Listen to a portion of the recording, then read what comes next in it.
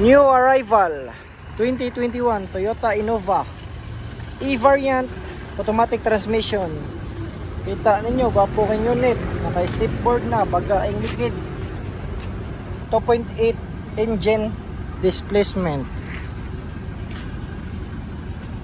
Na siya baking camera, na siya mga accessories. Yung mileage is 47,000. Na siya ay minor issue pero ato nang i-fix if magkauyon ta sa presyo. Ang presyo niya is 977,000. Naka leather seat na sad, 7-seaters.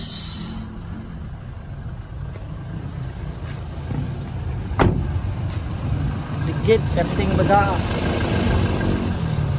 So kani pwede na siya cash, pwede na siya financing.